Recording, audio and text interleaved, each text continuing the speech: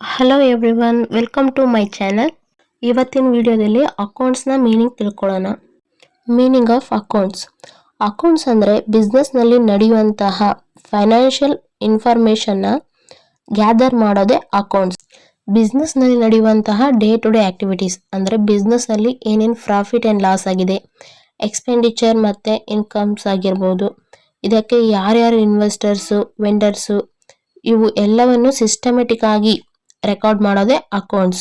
Accounts ಬಂದು ಬಿಸ್ನೆಸ್ನ financial position ಏನಂತ analysis ಮಾಡೋಕೆ ಮತ್ತು ಬಿಸ್ನೆಸ್ನಲ್ಲಿ ಯಾವ ರೀತಿ ಬೆಟರ್ ಡಿಸಿಷನ್ ತಗೋಬೇಕು ಮತ್ತು ಯಾವ ರೀತಿ ಡಿಸಿಷನ್ ತಗೊಂಡು ಬಿಸ್ನೆಸ್ನಲ್ಲಿ ಪ್ರಾಫಿಟನ್ನು ಹೆಚ್ಚು ಮಾಡಬೇಕು ಮತ್ತು ಬಿಸ್ನೆಸ್ನ ಮ್ಯಾನೇಜ್ ಮಾಡೋದೇ ಅಕೌಂಟ್ಸ್.